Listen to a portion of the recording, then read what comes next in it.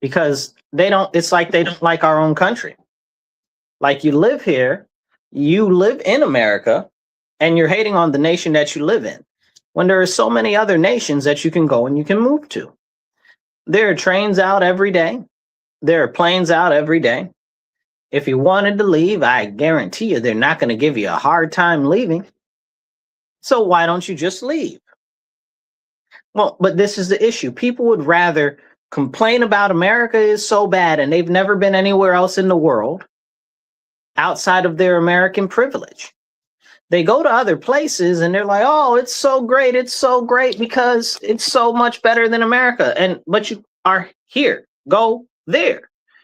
It's not a very complicated sentiment. If you think America is terrible, you're more than welcome to go to any other country in the world. However, I love my country. I think my country is fantastic. It's one of the best countries in the world, if not the best country in the world. If you ask me, it's the best country in the history of the world. Hallelujah. But the truth of the matter is, look at how many people try to come into our country, right? Does that weigh for nothing? You know, people are like, oh, well, we don't like America. Are you serious? Look at how many people struggle and go through all types of craziness just to cross the border to get into our country. And you're mad at our country and you hate our country. You sound dumb. Clearly, they don't dislike it enough not to come here.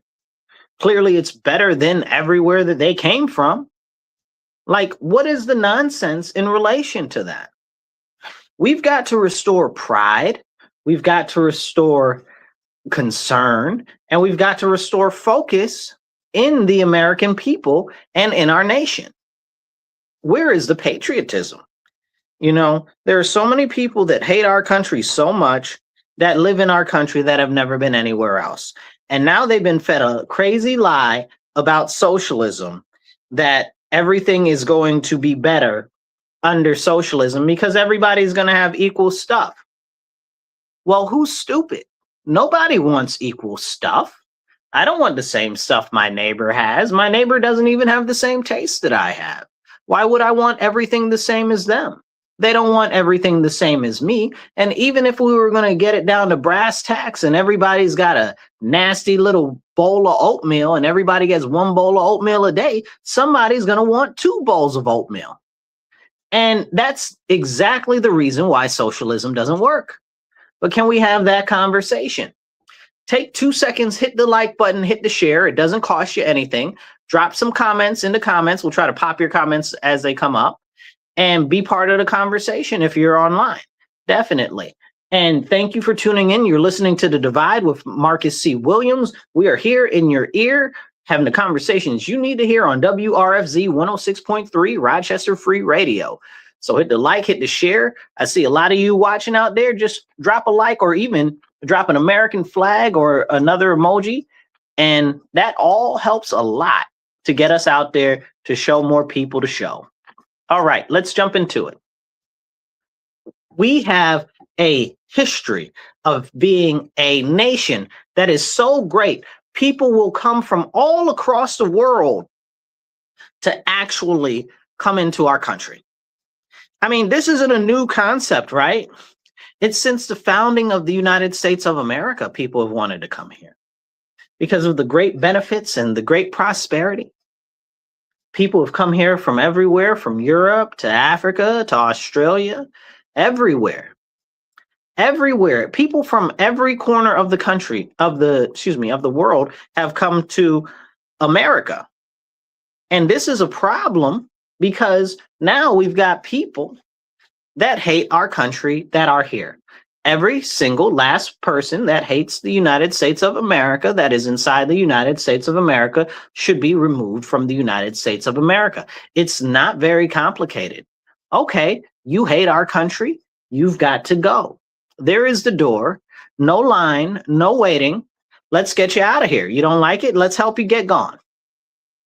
But now we're just patting people on the shoulder and telling them, oh, it's great that you dislike our country and you disrespect our country internally. What other nation could you go to in the world and they allow that? It's very frustrating. It's very, very frustrating. And I'll tell you this, I was talking to a lady today, and she was complaining about how we have a low birth rate in the United States. And she was like, that's why we need the illegal aliens here. I'm coughing because I like to choke when she said it herself, you know. And I said, what? I said, do you understand that we have a population issue because you and other people like you support baby murder? And I know that might be a controversial topic to some people, but baby murder is not okay. And people say, oh, well, yes, it is. And it's this and it's that. And they'll make all the excuses for it. Okay, well, but you can't say that you support that and then complain that we should keep these people because we don't have enough people. Since the 1970s, since Roe versus Wade, was that 63, something like that? Okay. Since then, we've had almost 70 million, 66 million that we know of. Okay, children murdered. Could you imagine? 70 million children murdered. Okay, so if we actually had those children, we wouldn't have a population issue now, would we? This is serious. This is really serious. But you're like, oh, we should keep actual illegal aliens here because we have a serious issue with population. Maybe if we stop killing our babies, then we won't have a population issue. And people will say, well, you know, poor people shouldn't have kids. That is a very concerning thing to say. You know who else said stuff like that? Hitler. Can we talk about him, Mr. Mustache? No, you can't say anything about that. You can't say that those things that these people are espousing, that they're holding up, are the same type of conversations and standpoints that Hitler shared. Now they're talking about, oh, any babies that might have deformities or maladies or might come out retarded should be murdered. What? Is that what we're doing? You know? Have you ever seen Man in the High Castle? They're like, they burned the cripples on Tuesday. You know, like it's like this was a thing that they did in Nazi Germany. They also practiced sterilization. And this is what people are talking about now. Now we have medically aided induced death that's up and running in New York State, where I am right now. And it's very concerning because, again, it goes to the depreciation of the value of life. And nobody wants to talk about that continued thought process. You wonder why they allow criminals all over the place and to run amok, but we've got it right now here in our actual integrated legal system and legislative system where you can kill babies and you can kill the elderly. So what's different than that from killing a person on the street?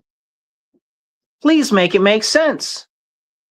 This is a very concerning conversation. But if we have a full conversation on this, a lot of people will start to get angry. But if the value of life is nothing, then no life has any value. We've seen that they are perfectly okay with mutilating children and stuff like that, and gender reassignment, and what's the other word what do they call it? Gender affirming and stuff like that. That's not gender affirming. You came into the world in the right body. You changing it, mutilating it, contorting it in any type of way. It isn't gender reaffirming. It's attempted gender erasure or gender rewriting. And you can't rewrite gender.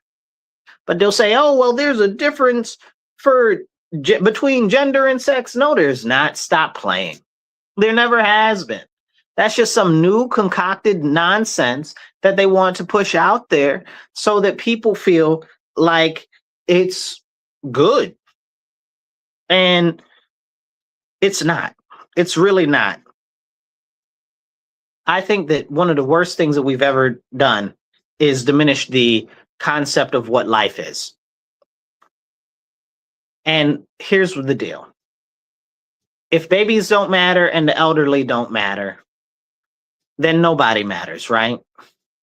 Because that's the early age and the late age. So if you don't have babies, nobody is in between. If you get rid of the elders, there's no elders. What's the next part left to get rid of?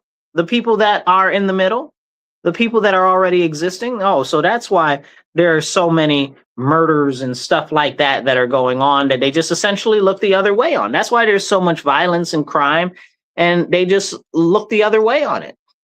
It's very, very, very concerning. Very concerning. Let me ask you a question. Does your life matter? Does your life have value? So if your life matters and your life has value, how much more so somebody else, right? If your life has value, other people's lives must have some sort of value. Maybe not to you as an individual, but they do intrinsically. Yes, it is like playing God. That's exactly what it is. Somebody said it's like playing God. Yes, 100%. 100%. And if we don't get away from this concept, we're going to have a very, very serious problem coming soon. And you'll say, well, Marcus, what's that? And I'll say very simply, look who's pushing all of these things. Look who's pushing all of these things. It is the government. Duh. Like we talked about in the beginning of the show. You can't trust the government. Like if the government is pushing it for you, and we're talking about 8 out of 10 times, it's probably because it's going to benefit them and not you. 1 out of the 9 times, it might benefit you and them. And then the other time it's not going to benefit nobody. Somebody's just paying them to do it. And it's probably benefiting a foreign country. But that's a whole nother conversation. So I'm concerned. I am very concerned about what's going on with the depreciation of the value of life. But we also have a number of other things that are going on across the world, like we've got the Iran issue, which I'm so sick and tired of Iran. I'm so sick and tired of talking about Iran. Why are we still there? What is going on? Why are we not done with whatever that is? Why can't we just bomb them back to the Stone Age? I was promised we were bombing them back to the Stone Age. That's what I was promised. Did not happen. Okay. So I was promised the biggest attack since World War II, and it didn't happen. I'm tired. I'm tired of dealing with the Iran situation. I don't care if it's Israel's fault for keep killing up everybody as soon as we start to really negotiate with people to hold stuff together. Okay, I don't care about that. Okay, maybe they need a swift kick on their backside because they keep causing problems for us trying to get stuff done. Okay, an ally that's out there bending us over behind our back, you know, sticking kick me signs on our back. It's a problem. But we can't even talk about that publicly. This is a situation that we find ourselves in our nation right now. I'm concerned because how much longer, right? Like how much longer? If it is up to me, we would have turned Iran to glass years ago. Years ago. We wouldn't have been all of this troops and bombings and stuff like that. No, we would have turned them to glass, because how are you going to tell me death to America all these times? You ain't got to tell me death to America, but once I got your number, we coming and we dropping a nuke down your chimney. Okay? Like what is like what are we doing? You know? Like what are we doing? You just going to let somebody pop some smack like that and let it go? That's like somebody coming up to you telling you they're going to kill your family and you. Like what? You just gonna let that go? So I know there's no room to let that go. If somebody's talking about they're gonna kill you and your family, you don't just let that go. So here we are. Now we're over here, which we shouldn't be over here to begin with. Okay, I get it. I like the concept that we went over there to try to do some stuff to push back China and to really set back Iran and all of the, I guess, money that they had coming in to help fund their little subsidiaries around the world that were giving us problems. But realistically, we've been over there far too long. And I'm tired of it. We got to deal with Cuba. Cuba to me is more important than Iran right now. Okay. And I don't know why we're not really handling Cuba. Honestly, I think we should just take Cuba back. It used to be part of the United States of America. And Now it's not. And that's a serious problem. Hit the like button, hit the share button. It don't cost you nothing. And if you want to support the show and you're on the radio, you can go to rochesterfreeradio.com and you can donate on there, or you can go to the Patreon for Rochester Free Radio. And if you're online, either way, right here in the corner on the side or down below, depending on what you're looking at on the size of the screen, please donate to the show, whether it's $5, $10, it doesn't matter, $25, $100, whatever you can. Everything helps the show continue to grow, and airtime isn't free. So help us be seen, help us be heard, and hit the like button, hit the share button, because that don't cost you nothing. And drop some comments, because every comment helps. Now let's jump into this really, really lightly, but really quick, because I think it is important. We're negotiating with Iran. Iran says they're not negotiating with us.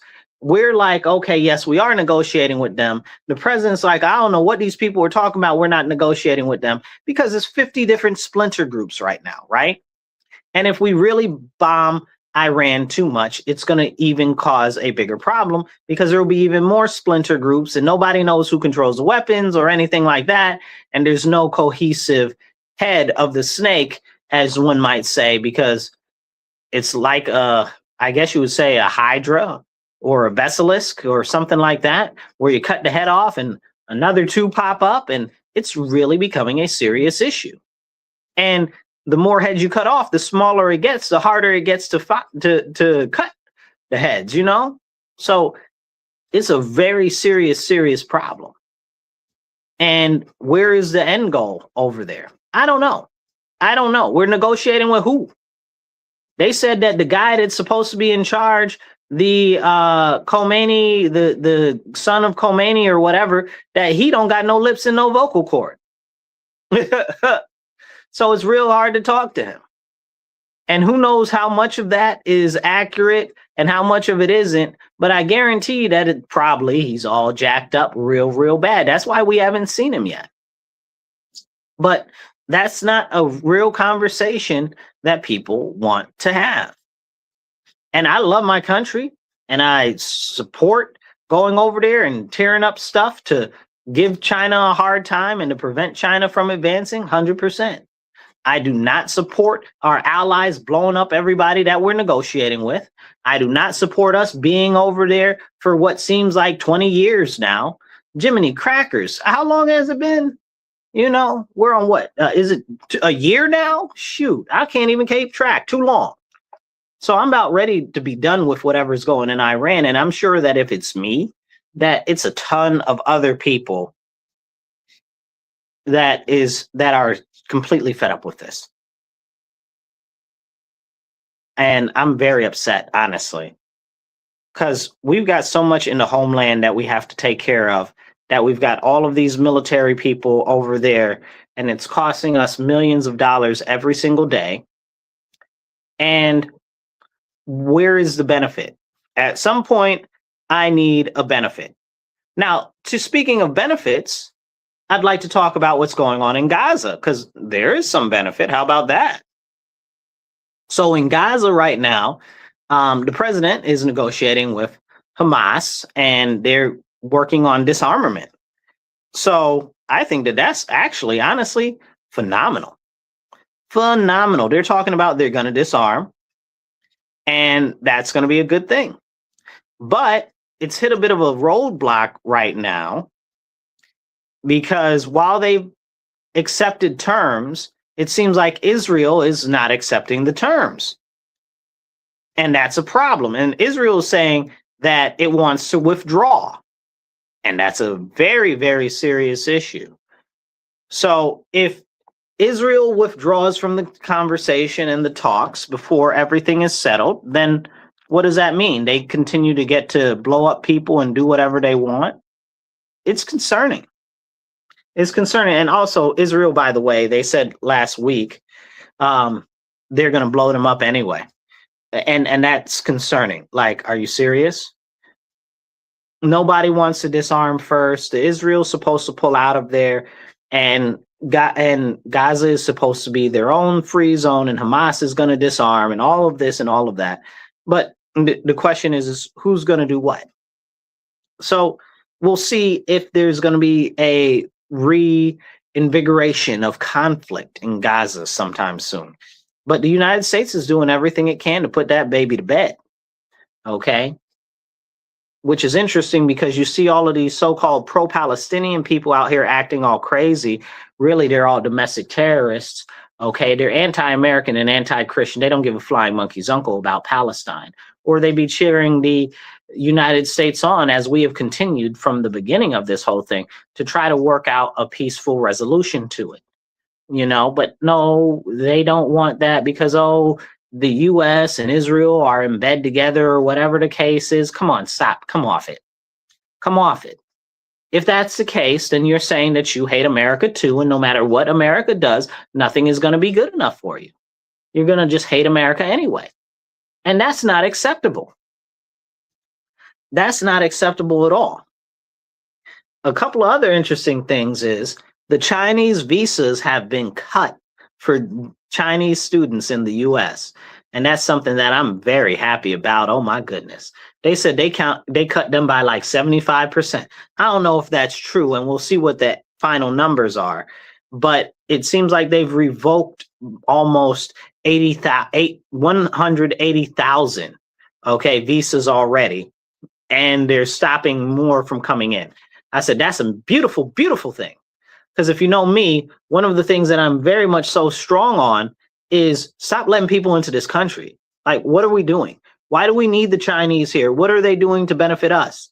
We bring all of these people over here on student visas, and it's something crazy like 98% of them return home, after school. 98% of them return home after school, I think in the first 3 years.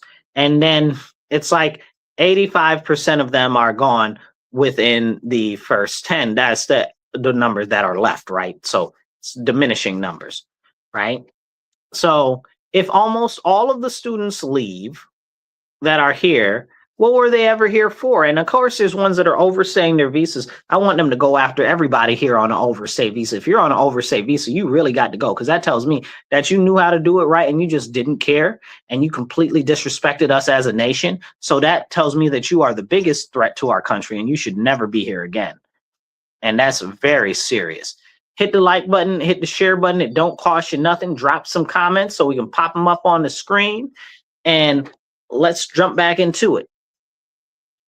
With all of these visa permissions being rearranged and readjusted, it starts to paint a very serious picture of all of these higher education institutions that allegedly are supposed to be for Americans, but are really making all of their money off of, guess what?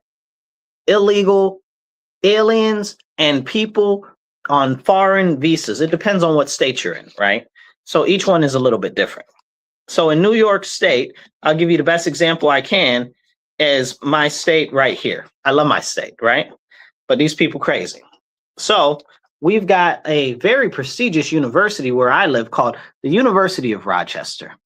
And they've been crying and bawling their eyes out because they said because of the limitation of visas by the Trump administration that they're not going to be making as much money as they were. And it's a problem for them. Well, for me, that's a problem. What do you mean it's a problem that they're cutting back the number of visas for you because you've built your financial model off of foreigners coming into this country that are just coming here temporarily to leave again? What type of a business model is that for an American institution? And you're supposed to be an American educational institution? Who's stupid? That opens up the door for so many other questions. Are you taking foreign money too? Whatever else is going on over there. And this is what we see across our nation. We also have the ones where in New York State, I don't know if you guys know this or not, but in New York State, illegal aliens get free college no matter what course they decided they want to take. Illegal aliens. I'm not even joking. Like, I'm not talking about foreigners. I'm not talking about refugees. That's a whole separate conversation, but specifically illegal aliens. Undocumented people, right? Like, that's wild. And how can somebody be undocumented? They're like, nobody can never be illegal. Well, what the heck is an undocumented person? That sounds even more ludicrous. Like, but these are work plays with language that they want to do to soften the idea and the concept behind illegal aliens, because they know that if they can soften the terminology and ingratiate it with you and make it more humanized, that you're more likely to just say, oh, well, we'll go along with it. And I see so many Black and Puerto Ricans going along with it right now, and it's very frustrating. Why are you supporting foreigners and illegal aliens, right? And I put them in two different categories, okay? Foreigners and illegal aliens, right? Why are you supporting them? They only hurt and take away from your community. I was having a conversation with this Puerto Rican lady yesterday, man, and we were at the store, and this lady bought like all of the butter. Like all of the butter. This lady had like 3 carts of butter, okay? I don't know, like, not, I shouldn't say carts, but crates, right? Like big, each one, I don't know how much butter it had, but like 50 to 100 things, boxes of butter, and in each box was 4 butters. And so how many is that? Okay, that's a lot. That's a lot. So we know that what's going to happen with that, and she's some foreign Muslim person, right? All we know is that's going to go to somebody's cousin's stores and all of this stuff, and they're going to resell it in Black and in Puerto Rican neighborhoods for way more money than what they bought it for, because that's what they're doing. It's all about capital extraction. We need to have a very serious conversation about that when it comes to illegal aliens and all foreigners, period. This is why I'm very close to just saying completely shut down all immigration, period. Don't let nobody in. Because what do you mean that if they come in here, they're going to send all their money to foreign countries? What do you mean? What do you mean? And that's a problem. A very serious problem. Let me explain it to you real simple, right? Think of it like this, right? Your water, it gets recycled, right? So let's say you have a limited amount of water, right? So the water is limited, cash is limited, right? They call it liquid cash, right? See? So let's say these people take this water and now they decide to take it to a whole nother county. Well, now you can't, it's not coming back into your county, no way, no how. It's the same thing with money. Let's say they take the money to a whole nother country. It's not coming back to your community, no way, no how. And it's a very, very serious issue. It's a very, very serious issue. And we need to have that conversation. But no, because, oh, you can't say anything about illegal aliens. You can't say anything about foreigners or anything. I want them to completely shut down all of the money out of the country. Stop being able to let people send money out of a country. Okay? No more foreign repatriations of American currency. Foreign, would that be foreign patriations? I don't know. Whatever it means to send money out, our money out of our country. Okay? Don't do it. Don't stop letting people do it. You know how much money we send out each year? Like, you think that the billions that we've given to Ukraine or Israel is a lot of money? You should see the billions that they send overseas. You know, it's so ridiculous. It's so ridiculous. And no other country allows that. You know, it's really frustrating when we see all of our money, our education, our students that we're teaching go back to wherever they're from. It goes back to wherever they're from. And then what do we have left? Nothing. Nothing. We have nothing. We have less. And who benefits? They benefit. And that's what the whole serious bit of the whole thing is. Somebody says some crazy stuff on here. Somebody said, and I'm pop this this up here, says the destruction of America will be my greatest achievement. George Soros. Okay, this is exactly what these people want. They want to destroy our country, and they're attacking us all from all sides. They're attacking us from every single side, from inside, from outside, from the north, from the east, from the west, and every angle in between. And we really need to understand that while a lot of these people don't necessarily seem to be working together or to know each other and stuff like that, and they're still working for the same goal. And that goal is the destruction of the United States of America. And we have to understand that. And we have to ask ourselves, well, what are we doing to preserve our country? You know, we need to stop the money from fleeing our country, our money. It's very frustrating. It's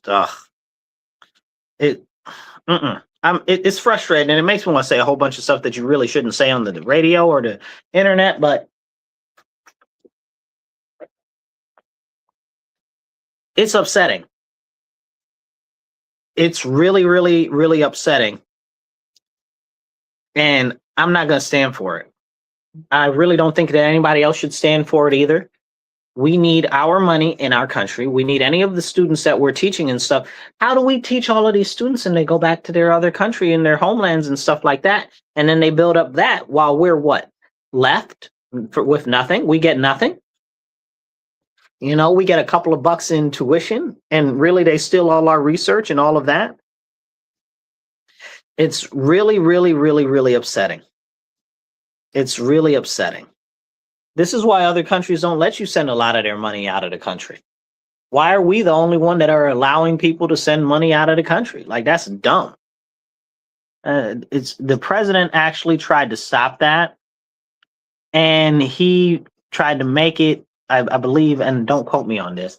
He tried to make it, I want to say it was like 10% or something, might have been 5% additional on any convenience fee for sending money abroad, right? Because that's our money. We should be recouping some of that because we're losing. But apparently not. Now, I want to go in and I want to talk again more about the government. Let's talk about some AI and stuff like that, how AI is exploding right now, exploding. But the government's funding of AI is exploding also. So we've got I believe it's about $5 billion across 15 different agencies, all the alphabet agencies, and they're working on integrating AI into all of their technology. Now, this is alarming to me because a lot of this stuff is being done by companies like Palantir, who I do not trust as far as I can throw Alex Karp, okay? Which is kind of crazy. That dude it's insane, okay? So he basically is a AI arms dealer, right? And he wants to collect all the data on all of the people, all of the times, so he can do whatever he wants all the time. It's very concerning. And Palantir is not the only company like that. There are a number of them. All of them we should be concerned about. The data centers are a very serious problem, but not for the reason that people think, you know? But we must fight on and win the battle of AI because we've got to beat China in that, right? Right? But what safeguards are being put in to protect us as the citizens from massive data collection and data aggregation? And that is a very serious conversation that nobody wants to have. That's a very big problem. Can we talk about mass data aggregation and how many data points that the government is starting to collect on everybody? And how that should be alarming everybody, because that not only makes you have no privacy in the real world, it means you have no digital privacy. And it just completely erases your constitutional rights. So this is a serious issue. We can't really talk about that because people don't want to. But on the tip of everybody's tongue right now is flock cameras. And if you've been listening to me for some time, I've been talking about biometric scanning. And I've been talking about these cameras and stuff like that for the last couple of years. I've even submitted legislation on the city level to work on stopping biometric scanning in public. But these people don't want to move anything forward because they don't want to change anything that'll actually help our people. And people are like, yeah, we need more government, more government. The government doesn't give a lick of spit about you. It's up to us to steer the government, not the government to steer us. What do they say? They say, don't let somebody else drive your bus for you. Well, the government's driving our bus right off a cliff for us. So it's up to us to stand up and say, no, we don't want these things. No, we don't want a ton of solar panels on all of the farmlands in our countryside. What? Like, what are we doing? Like, but in New York State, you don't have any choice. Okay. ORES does what it wants. The state government does what it wants. Okay. And we need to be very understanding that if they do it on that, you can just forget it about your data privacy and tracking. I'm concerned about the flock cameras, but I'm also kind of glad that the people understand about the flock cameras, but there's so much more other surveillance going on. All of the surveillance and this being networked together and all types of stuff. Now, to go back to the AI and the government usage, they used to have these things called FBI profilers, right? Where they would have to build a profile on you based on your character, based on who you are, the people you hang out with, where you go, what you do. And the more data points that they had, the easier it was to predict your movements, who you are, what you're likely to do, and stuff like that. But now online, we have a whole thing. It's called a profile right on the internet, and everybody puts all their stuff on there. Now, if that wasn't scary enough, now you got these things in the government looking at what your family history is, what your medical history is, what your social security stuff is, what your this is, what your that is, the school loan you applied for 20 years ago, the this, the that, the third, and all of this. And all of it's weaving it all together like one complete piece of fabric to create a giant picture of you, right? But with all that data, what can you do? Mass aggregated data of any individual is dangerous because then not only do they know where you are, they know what you're likely to do, which means that they can make you do things that you wouldn't even know. And it would be like the hand of God just nudged you in that direction. It's kind of like when the FBI works these people into committing these terrorist acts.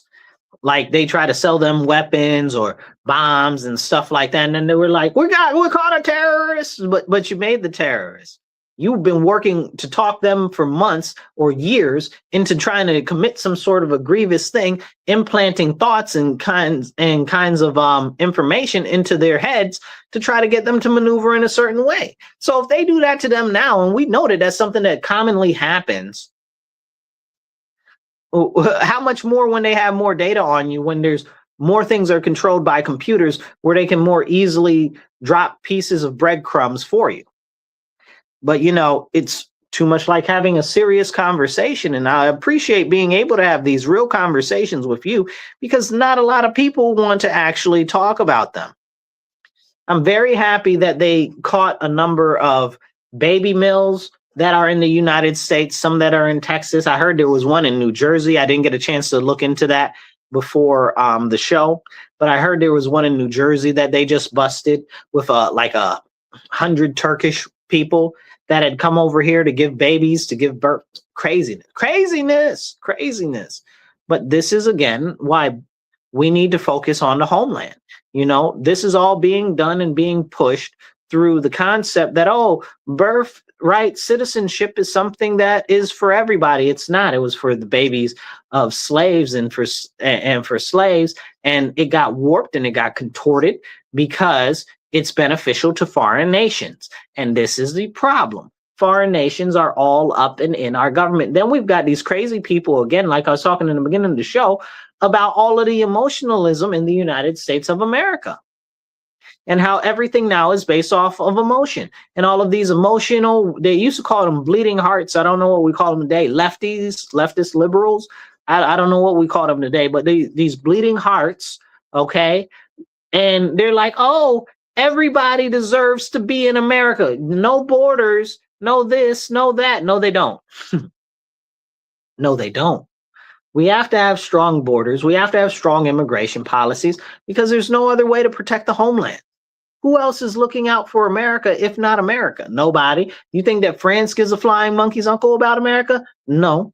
You think that Egypt gives a flying monkey's uncle about America? No. Do you think that Argentina gives a flying monkey's uncle about America? No. They only care for us about how much we can do for them. And it's straight like that. Drop some comments, hit the like button, hit the share button. It don't cost you nothing. And you are tuned into The Divide on WRFZ 106.3 Rochester Free Radio.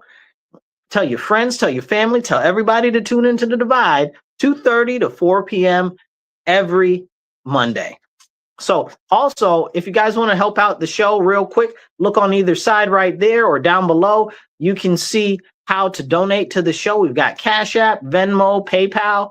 Donate, do what you can. $5, $25, $125, whatever you can do. All of it helps the show so that we can get more airtime and get more stuff out to you. So do that, and definitely hit the like and the share button because it don't cost you nothing. Now, let's jump back into it. So we're talking about these bleeding hearts that don't want anybody to be booted out of the country, and they want to let everybody in because, you know, open borders are the greatest thing since sliced cheese. It's nonsense. Or they'll tell you, oh, well, we're a nation of migrants and stuff like that, or immigrants, or whatever they want to call it this Tuesday. Listen, all of that's nonsense, perfunctory nonsense that they use to try to cultivate language, to use it to meticulously reorient the way that you think so that you'll be more amenable to what they're trying to sell you. Don't buy what they're selling you, right? Because these people aren't coming in here for our benefit. They're coming in here for a self-benefit. And who benefits? Them, their people, not our country. Not our country. And then people say, oh, well, you know, they're all working. They're doing the work that people don't want to do. Nobody wants to do farm work and stuff like that. What do you mean nobody wants to do farm work? How many farm jobs do you think there are in America? We got over 30 million illegal aliens, and you're talking about farm jobs? Man, please, there ain't all that farm jobs in the world, more or less in America. Craziness, crazy. And are you saying that's all they can do is low-level entry type of work? So you mean that they're competing with our students that could get any type of job after they get out of school? So now you've created artificial competition for our own people. Why would you do that? Why would you cut your nose off to spite your face? Why would you do that? But that's too much like a real conversation. And again, it goes to the soft, lovey-dovey feelings that these people get from trying to tell you that they're so great because of their whole standpoint that we're self-righteous and we're going to stand on what we believe because it's right because we said so. What nonsense? What are we even talking about? What are these people talking about? It's crazy. It's really crazy. And it's upsetting, right? It's upsetting because if we don't do something now, when is anything ever going to change, right? We just let everybody in. We let them completely change our culture. We let them completely change our language until we look like what? England? Where they've got all types of signs in all types of different language instead of English? Like we speak English in America. In England, the country that the language is named after, they got signs in foreign languages. Make it make sense. What are we doing to ourselves? Why are we doing this to ourselves? And I know somebody's going to get mad at the next statement I said. Good for them. The next statement I got for you is there should only be one language spoken in the United States of America, and that should be English, and there shouldn't be no other languages in the United States of America. Okay? No forms, no signs, no nothing. And I stand on that. And I know somebody's going to get upset and they're going to be like, well, what about other people's culture and heritage? What about American culture and heritage? We got to preserve our stuff. Forget their stuff. What about our stuff? And the more that we move away from the base, core, integral things that unite us all as a nation, the further from being a cohesive nation we get. And that's exactly where we are right now. But nobody wants to have that conversation because, again, it's too much like right. It's too much like right. So we have to ask ourselves, if nobody's willing to stand up for us, who's going to stand up for us? It's got to be us. It's got to be us that stands up. We have to get involved. We have to advocate for ourselves. Where can we best do that? On the local level. My city itself is a sanctuary city. My city itself is allowing all these crazy illegal aliens to do whatever they want and all types of stuff. And I'm readily pushing back against that. But most people won't come out to city council meetings. They won't go to school board meetings. They won't go out and they won't address the serious, crucial issues where they are. You know, our mayor passed some unconstitutional nonsense by a single, I guess what you call it, an executive order. Okay, talking about you can't limit it. We're going to limit your ability to fellowship in groups more than 10 in public spaces at nighttime.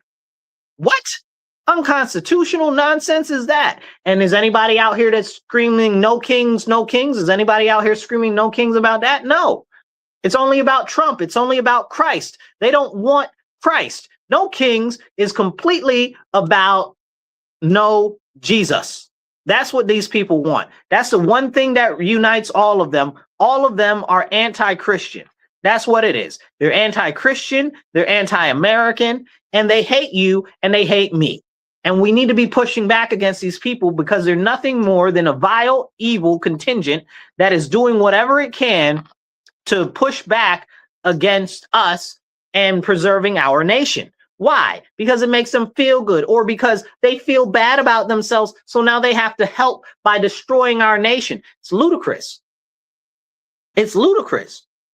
It's ludicrous. Now, to point out on how much these people hate Christians, right where I live, okay, not too far from me, maybe about 10, 15 minutes, is the town of Brighton, right? It's right on the outskirts of our city. And in the town of Brighton, all the time you see these pro-Palestinian, anti-American, anti-Christian, anti-Israel, anti-Jewish protests, right? Now, Brighton is largely a Jewish town, and this is going to get very important topic of this conversation in a second. So Brighton is a heavily Jewish town, and you got all of these anti-Jewish, anti-Israel, anti-American people out there protesting, right? Protesting against Jews, right? Protesting against Israel, protesting against America, protesting against Christianity.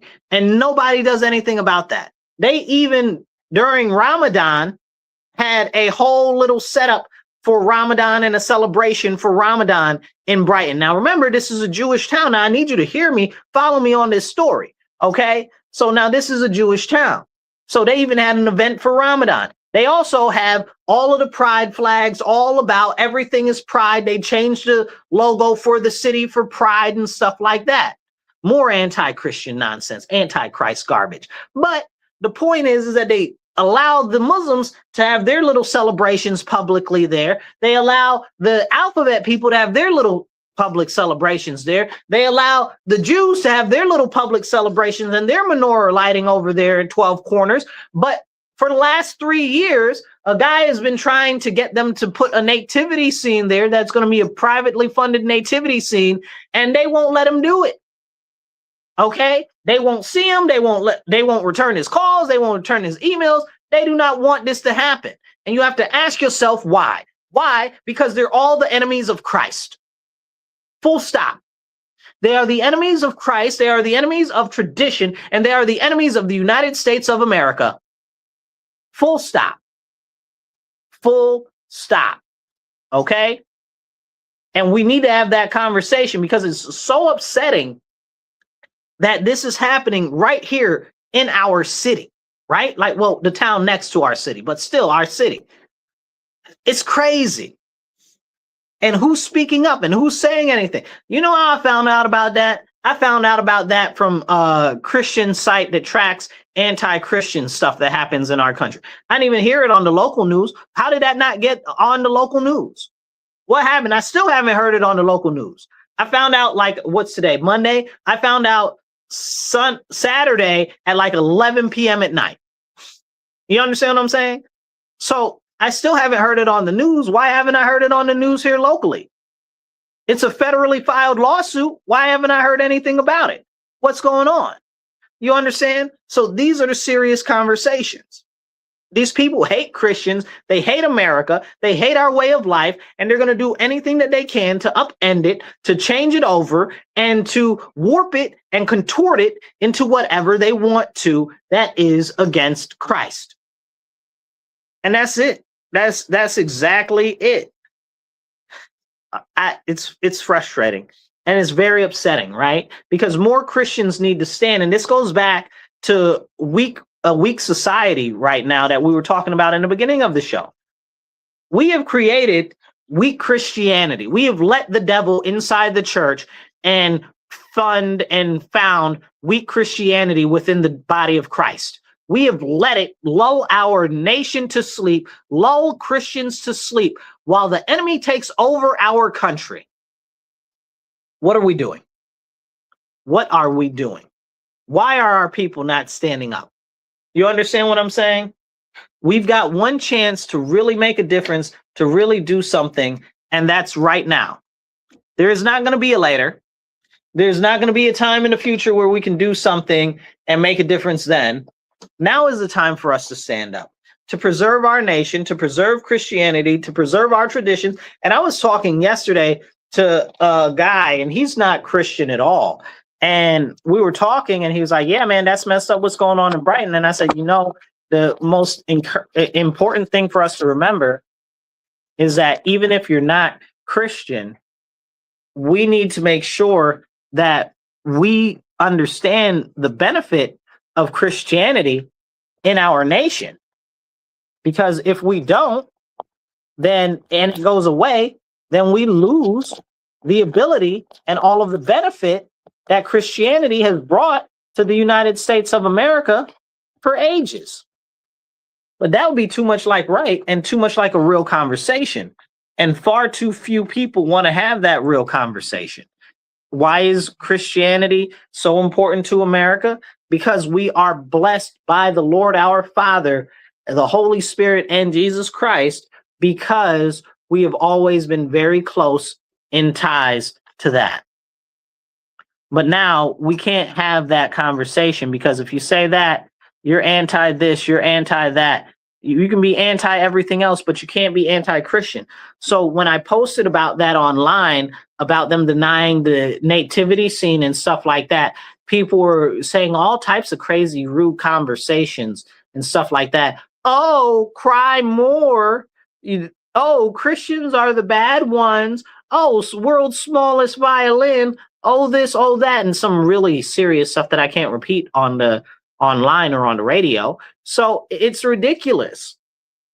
It's ridiculous. And what's happening? This is just allowed to go on. This is absolutely okay. It should show you exactly how much they hate Christians. And until Christians stand up, nothing's going to change. And until we stand up, our country's going to continue to go down the drain. 1 second.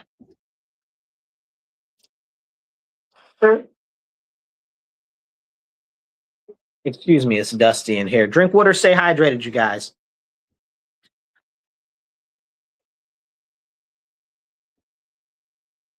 Hit the like button, hit the subscribe button, hit the follow button. It don't cost you nothing.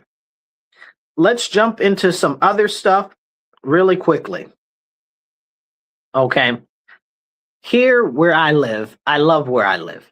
But like I said, that issue with Brighton and the anti-Christian nonsense is insane. That is also going all around our nation right now.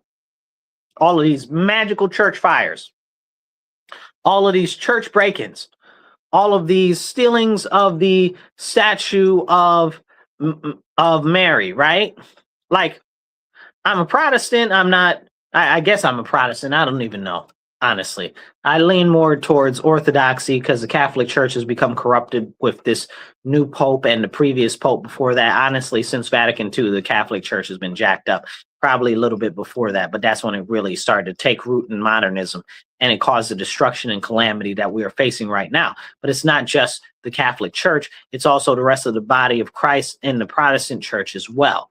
And that's a very serious problem. But all of these statues of the Virgin of Mary, and I say that because I'm not big on veneration. So when I see these statues of the Virgin of Mary getting stolen or getting thrown into the woods and all types of other crazy stuff, or getting vandalized or getting its head cut off and stuff like that, that needs to tell you that that is an action against all Christians. Not the statue of the Virgin Mary, not against Catholics, against every single Christian, okay? Against every single Christian. That's what these are. These are acts of declarative war against Christianity. But can we have a conversation about that? Of course not. That'll be too much like right. That'll be too much like right. It's very, very, very serious. Very serious. I see some more comments coming in. Let me pop some of them up. Now, let's take a second and go back to the AI for a moment. I've talked many times before about how AI is coming for different jobs and stuff like that. Well, we've got a new issue now as they're trying to reprice the models and stuff of AI so that it makes it more expensive for the average person to use them, and it downgrades the power in which they can use for a certain price. That's problematic because it's the government that is the driver behind this right now, not the AI companies. Of course, AI companies want to make more money and stuff like that, but it's really the government that's driving this push, and it's a very, very big problematic issue. But nobody is talking about that because, again, AI, yes, it's going to take over everything. Of course, it's going to be a very big problem. That's fine. But what we need to understand is while that's happening, there are ways that we as individuals can actually use it to our benefit. But this is why they've pushed this whole concept of, oh, all of the AI stuff is AI slop and nonsense and stuff like that. It's all ridiculous. It's all stupid, and it's all intentional to, oopsie, I broke that. That's broke. I think it was broke already. Anyway, it's all intentional to harm our nation. So we see what's going on. We see them changing models. We see them upping prices. We see them turning everything around so that it's not affordable for the everyday citizen. They don't want it to be affordable for the everyday citizen because they know that if it is affordable for the everyday citizen, you might have a chance to come up. Now, if you look at there was a study done, it was about 141 countries. They found that with the AI growth, it's very likely to cut a lot of white-collar jobs, a lot of white-collar jobs. So these are the more upper-end type of jobs and stuff like that. And people aren't really paying attention to that, you know? That's not like somebody that is middle class or in poverty or something like that. Most of these people in these higher level jobs, like they don't know what it's like to be poor. They don't know what it's like to have hardship. A lot of them. So that's going to cause a lot of massive confusion when those jobs start getting cut.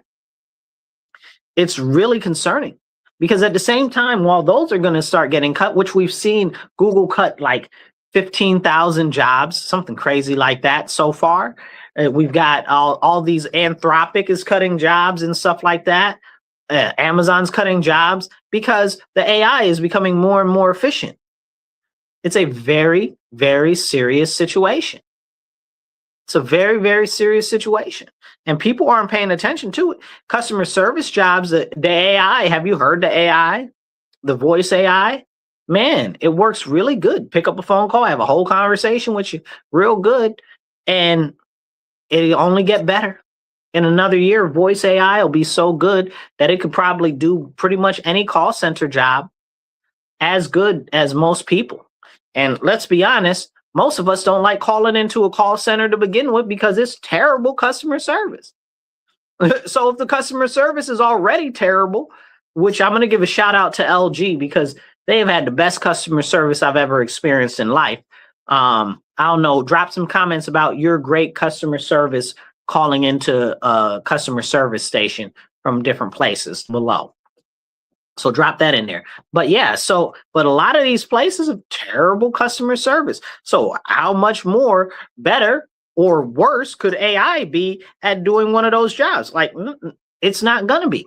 So this goes back to talking about entry-level jobs also when we're having these conversations. If the young people that are trying to get into the workforce are already having difficulty, they're already having difficulty, they put in 10, 20, 30, 100 different applications to different places, and they're not getting callbacks, okay, which a lot of those are filtered by AI, which is another crazy thing. So you got AI squeezing you in all directions. Then they have to compete with the illegal aliens and the foreigners for jobs. This is very serious. And I'll give a best example I can give you that we saw this happen on a quasi-federal level was the Tennessee Valley Authority. Okay, go look up the Tennessee Valley Authority, the history with it, because there's some illustrious history there. It's a whole big program. I don't have time to talk about that today. But in the Tennessee Valley Authority, there were people that were working there, good paying job, mind you. There were people that were working there, and they were forced. 1933 is. Apparently Google thought that I was asking it a question.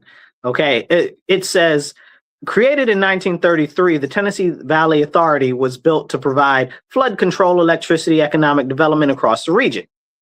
So now, these people that were working at the Tennessee Valley Authority were forced to train these Indians to do the jobs that they had. These Indians from India, not Americans who happen to be red dots, people from India. And they brought them from India over here and fired all the American workers. Trump caught wind of this in his first term, and he put the end to that real quick. But that's what's happening, right? So that's what's happening. That's on the higher level of that. Like, that's not really high skilled labor, because we can talk about the people that are the doctors and the other, and they're foreigners, or we can talk about the engineers and how they're foreigners and all of this and all of that, right? And then people will say, oh, well, America doesn't have that many. We don't have that many, whatever the problem is, you know. Well, wait a second. What do you mean we don't have that many? Why don't we have that many? That sounds like an educational issue to me. That doesn't sound like a people issue. Why aren't you, if we need more people to do those jobs, to be able to have that knowledge, why aren't you training the children when they're young to do those jobs in those positions? You know, I remember that they used to be like, oh, well, learn coding, get a job coding. And look at all the coders that have been fired. Look at all of the coders that have been fired. I was talking to a friend of mine who has a degree, a business admin degree in MIS, okay, Management Information Systems, and was talking about how hard it is for him to find a job, and he's still living at home with his mother. You understand what I'm saying? Like, so this stuff is real. Like, this is real stuff impacting our economy. And the more that we let foreigners and illegal aliens in here, the more that it's going to become a serious issue, because we're going to be competing directly against them.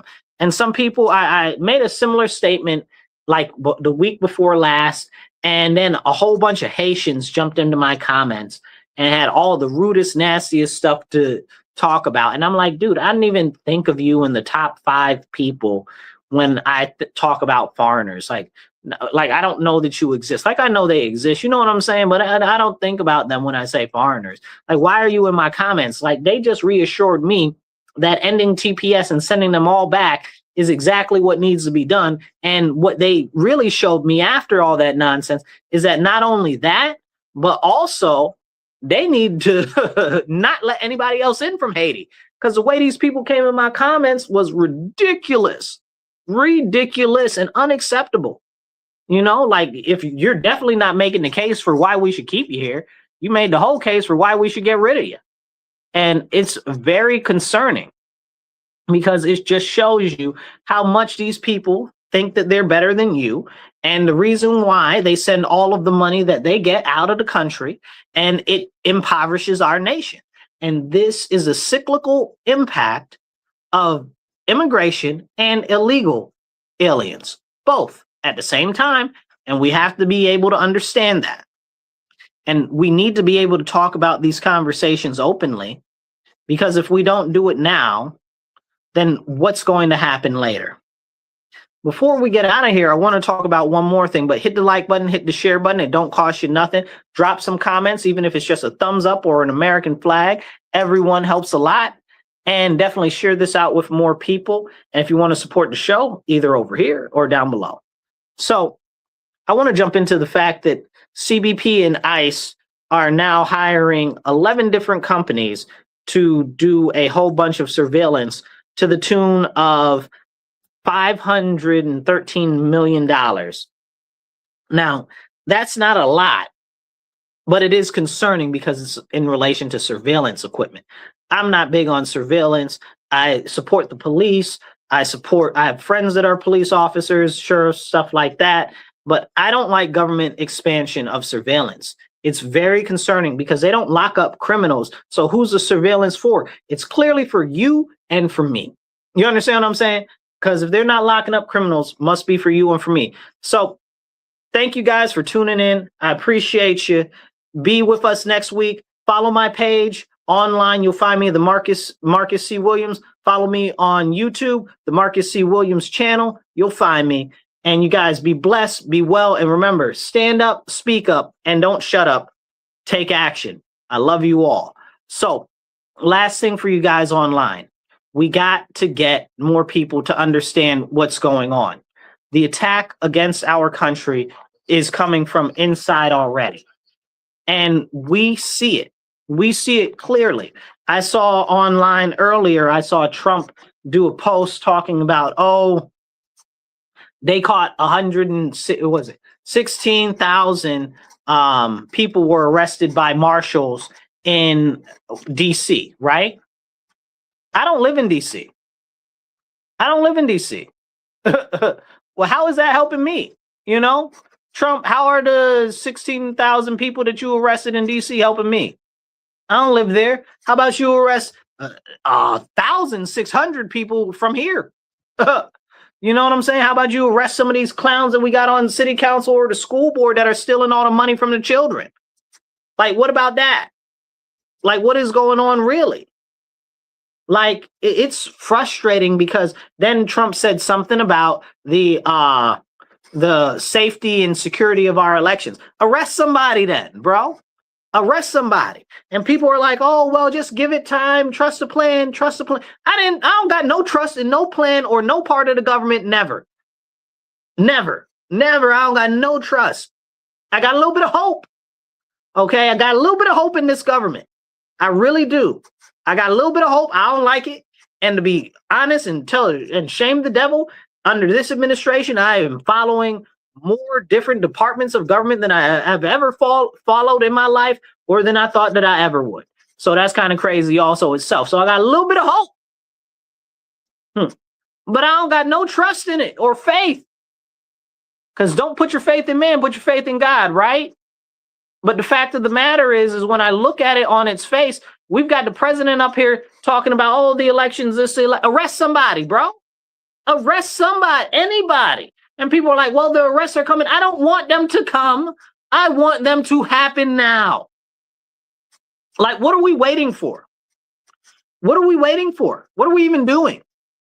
Well, they're coming down the pipe or whatever. No, the full force of the Department of Justice should have been thrown against these COVID Nazis, Gestapo, and COVID tyrants when he got into office. The full weight. Everything else should have been put on the back burner unless it was like Guzman or something like that, okay?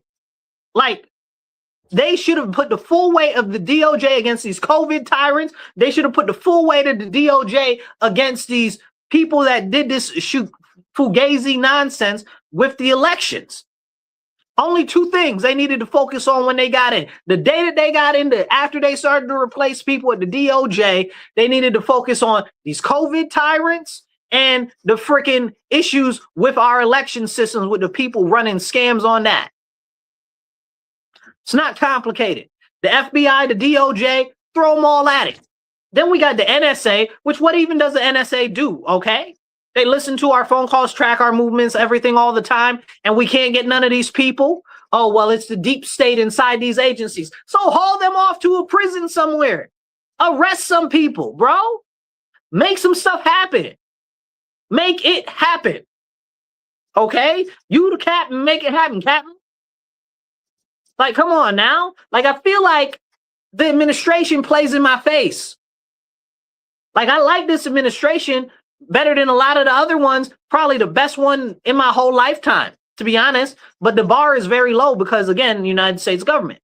But I like the administration overall, but don't tell me, oh, the elections are important. Oh, the COVID tyrants. And that Massey is like, well, I'm doing a referral for what's his name? Fauci.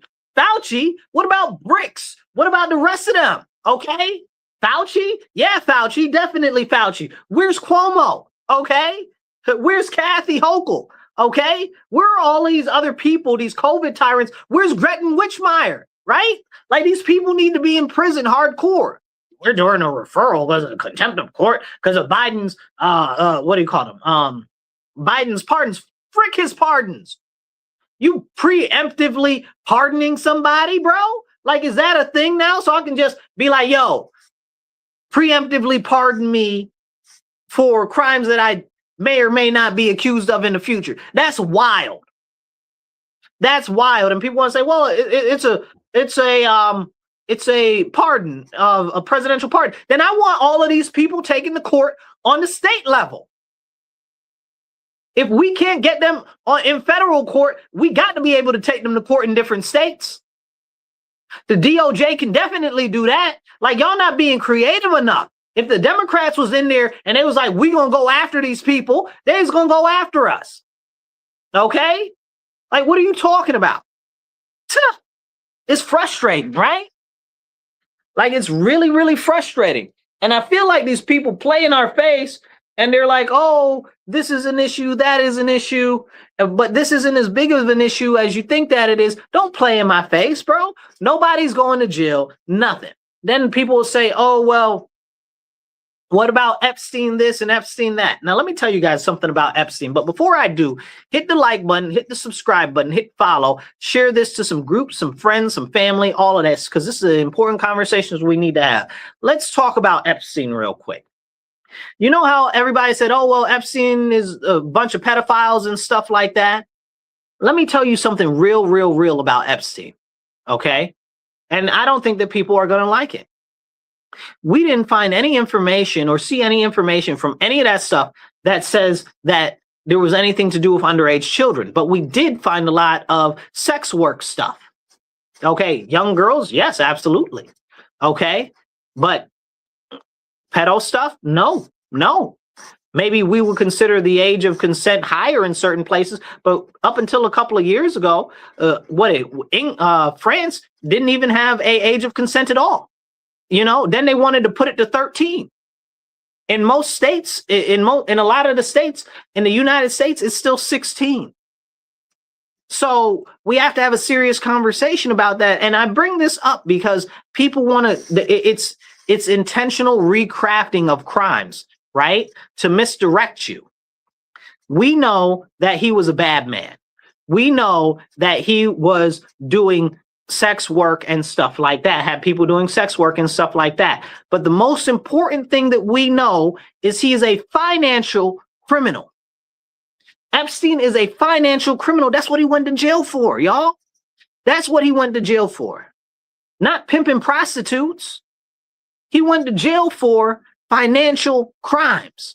So you mean to tell me in all of those tens of thousands, hundreds of thousands of pages of emails and stuff like that, there ain't no financial crimes?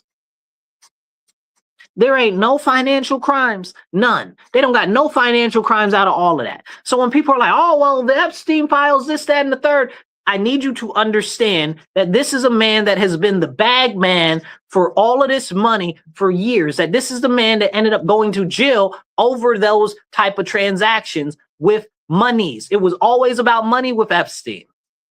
And you're telling me with all of this information that came out, none of it is about any type of financial stuff to put anybody in jail over any financial stuff?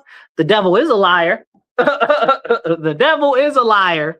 You know what I'm saying? Like, ain't no way. Ain't no way. All of that stuff came out and there's no extra financial crimes, no financial improprieties. Who's stupid? You'd have to be a fool.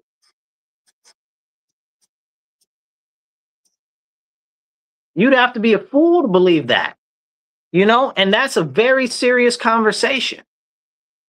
But nobody wants to have that conversation. And if we have that conversation right now, can it be a real conversation? Because I believe that it was purposely fed out to people that it was about pedophilia and children things to distract from the financial crimes and the other devious stuff and sabotage and espionage that was being done by him. Because we know he was an agent for Mossad. We also know that he might have done work with the CIA, but there's none of that came out in any of this stuff. There's some light connections that might make it seem like that, but there's nothing really tangible that you can take somebody to court, file against them for. So none of that, no financial crimes. What are we doing here? What's going on? Like, this is them playing in our face. So nobody was ever going to jail for any of that. Nobody was ever going to jail for any of that. So they're like, oh, well, all these pedophiles. Listen, what happened? Do you want to talk about pedophiles? What happened to John McAfee? What happened to John McAfee? John McAfee was like, all these people is pedophiles. I got the files on them. They killed that man, blew up his hotel, blew up his house where he said that he had extra files that were going to be released. Blew up his house. And this was after chasing him around the world for like 5 years. You understand what I'm saying? Like, people need to wake up. You want to talk about the pedophiles and stuff like that? Look at Tim Tebow. Okay, Tim Tebow is like, yeah, man, we got to do all this work about all of these pedophiles and stuff like that, going after them and trying to do something about that, but we don't have enough funding. Nobody's really helping us and all of this and all of that. Come on, man. There are people out there doing that actual work in relation directly to that stuff. Nobody goes to jail, but you know, Epstein. Like, it's crazy. It's crazy. I want you to go check out some of the interviews lately with Tim Tebow in the last couple of years. I think he might have done one with Sean Ryan, and I forgot the other person that he did one with. I can't remember. Was it Patrick Bet-David? It might have been Patrick Bet-David, or it might have been Joe Rogan. But go check out Tim Tebow's stuff that he's been working on to go after the pedophiles and stuff like that. It's just sad and crazy. And again, you've got the NSA and the CIA and all of these people and all of those people listening to you all the time, and they can't catch these people. Stop it. Stop it. Then you got people like the former head of the Department of Homeland Security and the border czar and stuff like that they used to have. Kamala is trash. Then you had, what was it? Not Becerra. Becerra's trash too. But what's the other guy's name? Oh my goodness. I can see him. I can see his name. Mayorkas. You have Mayorkas lose 350,000 children. A lot of them went to homes with no numbers and no houses, no verification, no nothing. Thankfully, under the Trump administration, they found about 150,000, but there's still almost 200,000 of them still missing. Children.